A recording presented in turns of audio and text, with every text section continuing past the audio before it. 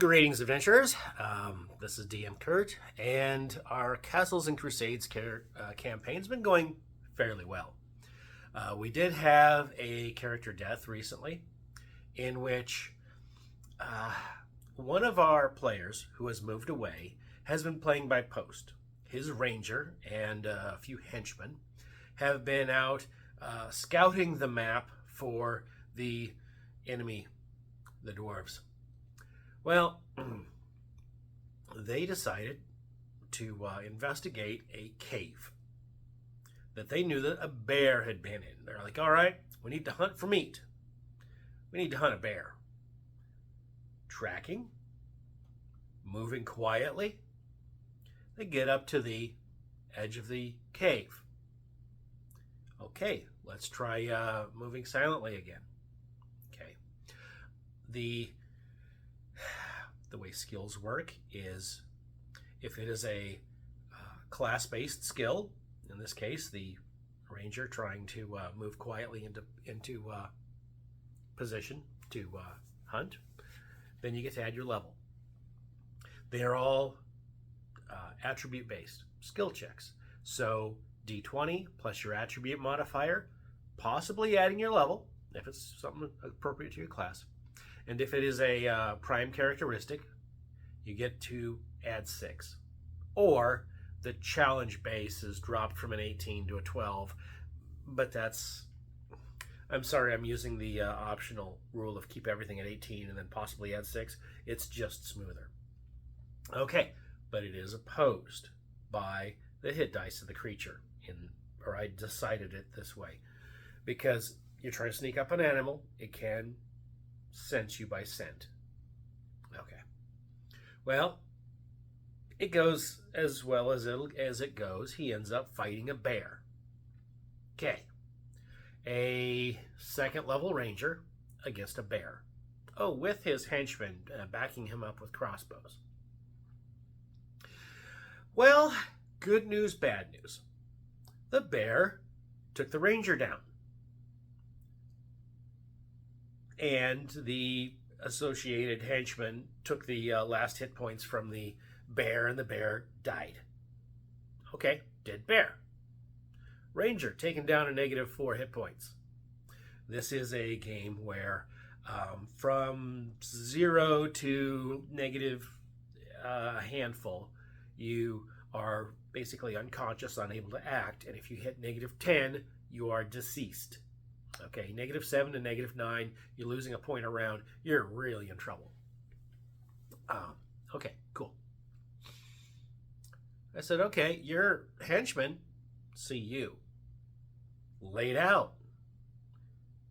Nice armor. Nice weapons. I know you have a few coin. Roll me a morale check to see what they decide to do, knowing that you're down. Do they bandage you up? Nat 1. Those scumbags decided to off him. Over. Your character is deceased. So I talked to the player and I said, okay, we have a few options. This morale check thing, this was kind of an off-the-cuff thing. We could go ahead with that being, because it was kind of off-the-cuff, you want to just take a mulligan on that? And he's like, no. I said, okay. We could, you roll up a new character, or we could do like a Revenant situation where because you were betrayed, you come back as undead and hunt them down. And we're just goofing around with this. It's sort of we're testing out the mechanics of this game. Let's look at a white. Let's look at a Revenant. Revenants in Castles and Crusades are horrifyingly badass. Yeah, but a white, I mean, that's more powerful than he was before. But let's just play this one out, see how this goes. What if your character comes back from revenge upon those who had betrayed him and kills them as a white, killing these henchmen? And we'll just go off and you kind of become the lost patrol, separate from the party. it becomes a kind of a serious, non-serious, this spooky thing going on the side. This is a sandbox thing. We can have different groups going around. So we did that. So we had him rise up as an angry revenant, using stats like a white, and hunting down his former henchmen and turning them into his undead thralls. For a group that didn't want to play evil characters, some of them were kind of rolling in that. That's okay. The rest of the party is off in the grasslands. He's in the foothills, right where the mountain becomes forest. Right at the base of the mountains. The party has captured a few of the dwarves. They have captured one of the digging machines that is strip mining the grasslands, and their plan is to take some of their henchmen, because they had henchmen too, and the cleric is intending to ride with those henchmen with a couple of the dwarf captives and take this digging machine way up into the mountains. That's going to take a long time.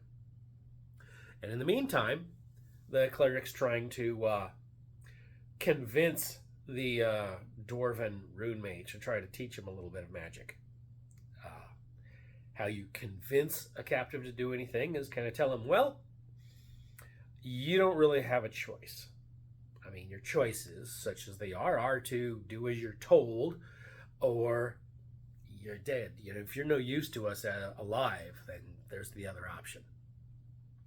So that's going to be interesting. So I talked with that player, and he's decided, hey, yeah, my character will go off on this other quest, on this other path. He has goals. He wants to learn magic of the arcane type. He's already a cleric and knows divine magic. I'm like, okay, this is a character who wants to kind of lead all of the orc tribes together as one giant crusade, across the land. Okay. That means that the main body of the party is missing that ranger, who's now the Lost Patrol, and they're missing their cleric, who's an actual player at the table. So what's that player going to do? I told him, well, okay, you have a few options. There are these villages where you guys can possibly get some new recruits, and you can roll up a character that's from that area too, and they'd be right nearby, and they could join up and no problem. So now they can play humans. What do you mean now they can play humans? Well, this campaign was, you all start out as a tribe of orcs, and you're taking your stuff to here and here, and the guy who was supposed to pay you is dead because the dwarves shot him. The dwarves are moving in with their mining equipment. They're from across the ocean. They have permits. Oh, they got a permit to do this. They got their permit from the Prime Minister himself, or the Parliament, whatever. Well, I put up an insignia in the Discord channel, and they're like, "Where have we seen that before? What's this?"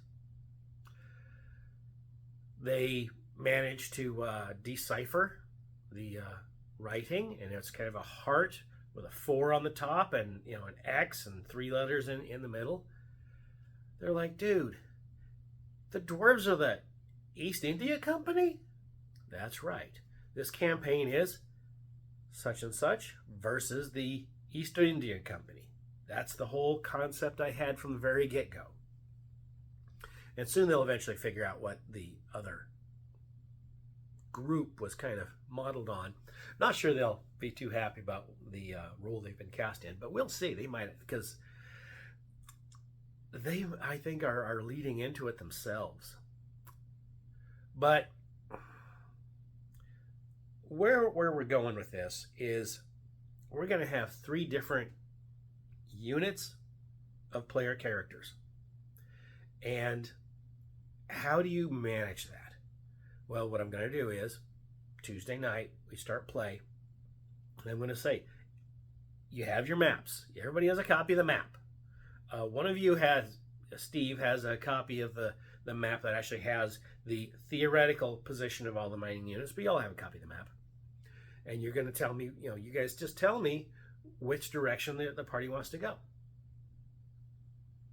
And I'm organizing 3 different groups, technically, because one player's taken off in the digging machine to head up north. And we're running this day by day.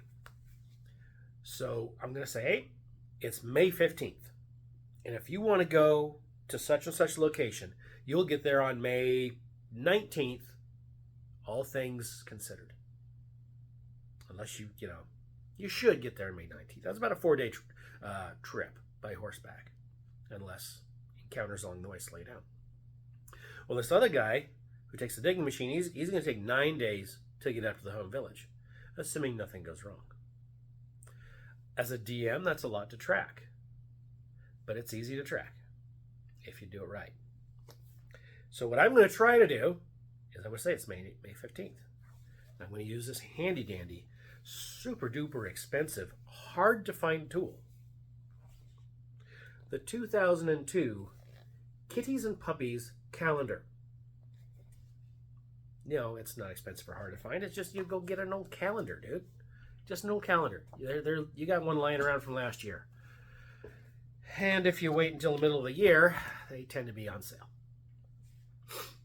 So yeah, that's this calendar is going to be sitting in my DM toolbox, and I'm just going to write May 15th. There we are. Circle the date. Grail heads north with the digging machine. Shark Stalker heads south from the bear cave. And the party's going to take however many days worth of stuff that they do at the table. And then after the session, we go on Discord or whatever. I mean, you could do this by phone if you want or by Zoom call. And then I'm going to play out the sessions with the players who have characters outside of the main body of characters. I'll say, okay, well, the main party played through X number of days, and we're going to play, you and I will play through X number of days, and we'll all be on the same path. We all know what else going on. This is a coordinated campaign between different units. I'm not going to say I'm running one time. I'm not going to say that I'm doing a Bronstein game. I'm just playing my game with the materials I have at hand. And hopefully all the players enjoy this. I'm enjoying running it. So there we go. There we go. Anyway, hope to see you all around. Thanks for listening. Please like and subscribe, of course. But till then, DM Kurt, out.